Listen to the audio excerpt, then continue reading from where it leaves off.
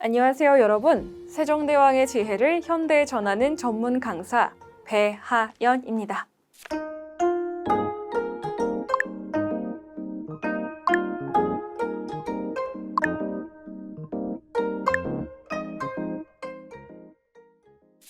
오늘 저는 여러분께 세종대왕의 특별한 이야기를 들려드리려고 하는데요.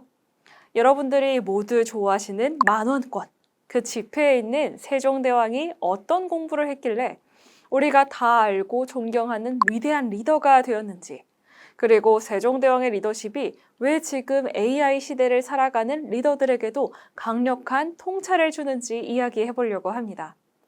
시작하기 전에 잠깐 상상해 보시죠. 오늘 아침 회의, 한 팀원이 당신보다 더 빠르고 더 정확하고 더 깔끔한 자료를 내놓았다라고 해볼까요?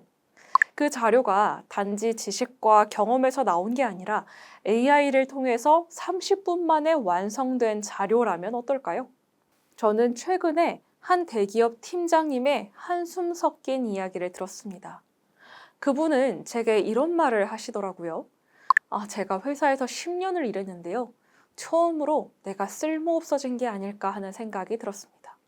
신입사원이 AI로 30분 만에 만든 자료가 제가 하루 종일 고민해서 만든 것보다 더 정확하더라고요. 이 말을 들으면서 저는 고개를 끄덕일 수밖에 없었습니다. 왜냐하면 비슷한 이야기를 요즘 정말 자주 듣거든요. 한 마케팅 실장님은 저에게 이렇게 말하더군요. 팀원들이 AI를 저보다 잘 쓰는데 방향을 좀 묻길래 순간 머리가 하얘졌습니다. 혹시 여러분도 비슷한 순간을 겪어보신 적이 있을 겁니다. 특히 요즘은 정보와 도구가 과거와는 비교할 수 없을 만큼 빠르게 발전하고 있죠. 덕분에 팀원들은 점점 똑똑한 도구를 통해서 더 정확하고 빠른 결과물을 내는데 정작 리더인 나는 그 속에서 내가 무슨 역할을 해야 하지? 라고 하는 혼란에 빠지기 쉽습니다. 과거에는요, 정보력 그리고 경험이 리더십의 핵심이었습니다. 하지만 지금은 어때요? 정보도 경험도 곧바로 공유가 되고 심지어 복사가 되죠. 이제는 그저 지식이 많다고 오래 일했다고 자연스럽게 좋은 리더가 되는 시대가 아닌 겁니다. 그래서 제가 오늘 제안하려고 하는 것은 공부하는 리더라는 개념입니다. 여기서 공부란 책상 앞에서만 하는 공부가 아닙니다.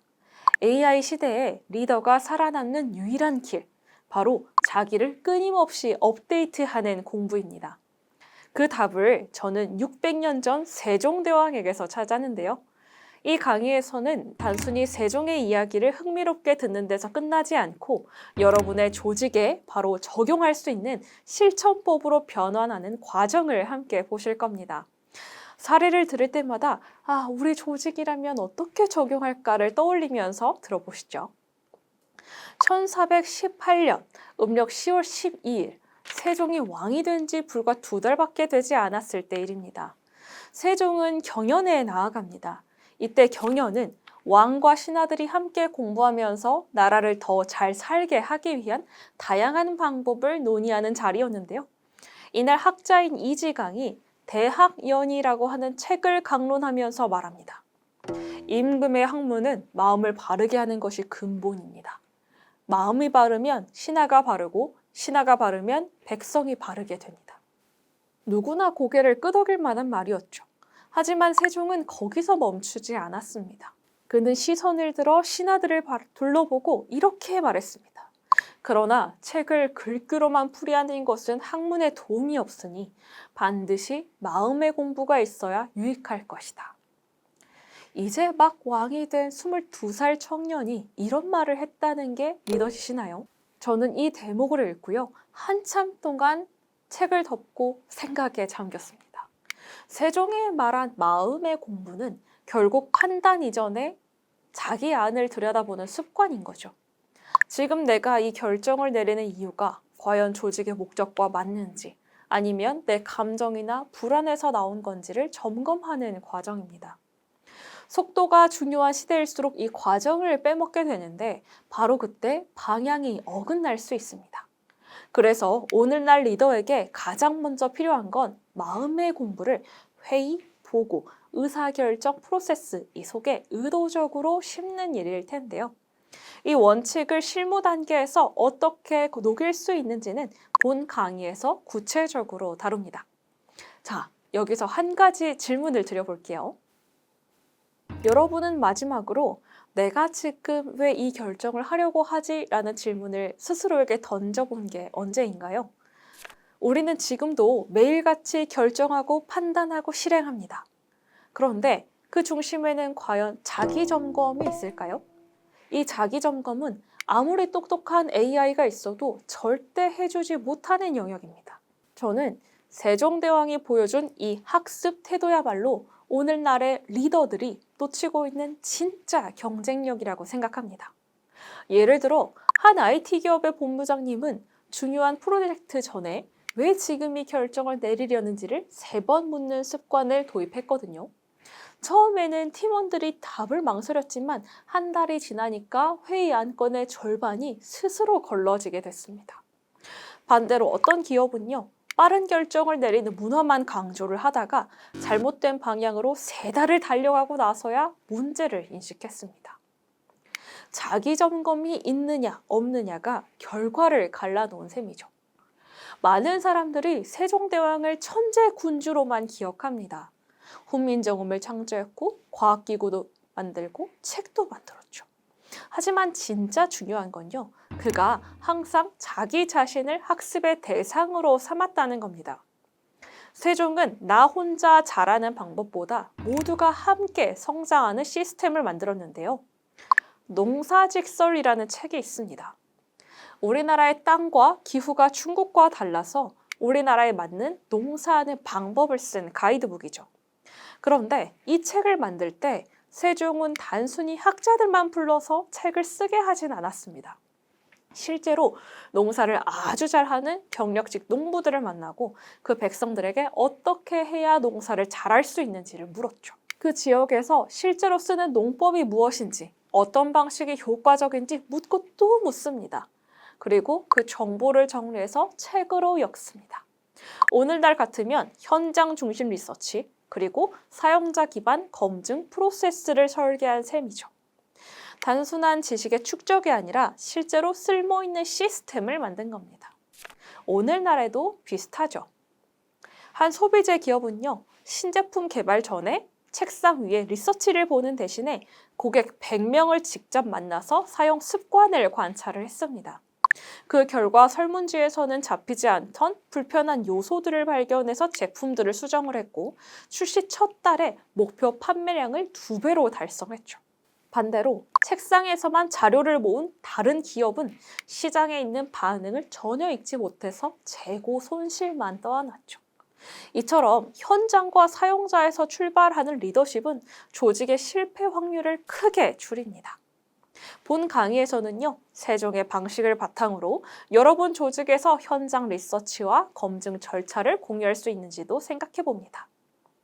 또 이런 일화도 있습니다. 세종은 이렇게 말할 때가 있었어요. 이런 일을 내가 후회한다.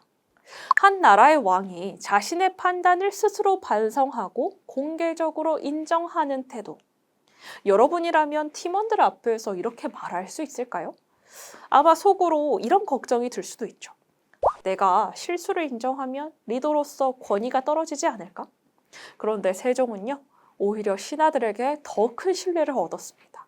실수를 인정하고 그 실수를 신하들과 함께 학습의 자산으로 만들었기 때문이죠. 그리고 제가 정말 인상 깊었던 건 세종은 말이 아니라 기준으로 소통을 했다는 점입니다.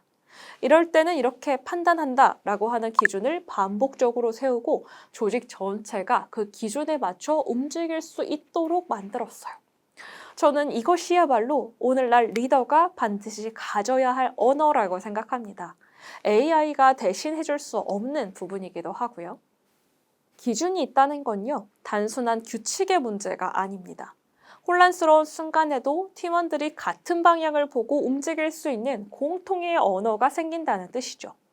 오늘 회의에서 이럴 땐 이렇게 라고 하는 한 줄 기준을 정하는 것만으로도요, 불필요한 논쟁을 줄이고 의사결정 속도를 높일 수 있습니다. 자, 지금까지 들은 이야기들을 하나로 묶어볼까요? 저는 세종에게서 세 가지 놀라운 리더십 원칙을 발견했습니다. 첫째, 빨리 결정하지 않습니다. 둘째, 실수를 숨기지 않습니다. 셋째, 말이 아니라 기준으로 소통합니다. 이 세 가지는요, 모두 자기 학습이라는 뿌리에서 나옵니다. 나 자신을 점검하고 성찰하고 상황을 깊이 이해하려고 하는 노력에서요. 여러분은 지금 어느 지점에 계신가요?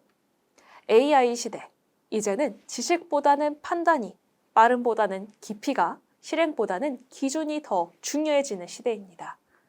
이 강의에서는요, 지금 말씀드린 이 모든 내용을 단순히 사례로 끝내지 않습니다. 실제로 여러분의 업무에 바로 적용할 수 있는 도구로, 회의에서 쓸 수 있는 언어로, 전략을 세울 수 있는 기준으로 바꿔드립니다. 정리해 봅시다. 세종에게서 배운 오늘의 원칙 세 가지. 첫째, 빨리 결정하지 않는다. 충분한 탐색 후에 결정합니다. 둘째, 실수를 숨기지 않는다. 이것은 신뢰를 쌓는 가장 빠른 방법입니다. 셋째, 말이 아니라 기준으로 소통한다. 혼란을 줄이고 속도를 높이는 원칙입니다. 이 세 가지 모두 자기 학습이라는 뿌리에서 나옵니다. 이제 여러분께 제안 드립니다. 다음 한 달 동안 이 세 가지 중 하나만 골라 실험해 보세요. 회의에서 판단 기준을 먼저 공유하기. 의도적인 의사결정 전에 왜라는 질문을 던지기. 회고를 하는 자리에서 실수를 먼저 이야기하기. 600년 전에 한 왕이 했던 학습은 오늘날의 리더에게도 여전히 강력합니다. 그리고 이 원칙들을 여러분의 조직의 실행 시스템으로 만드는 방법, 본격적인 강의에서 함께 알아보시죠.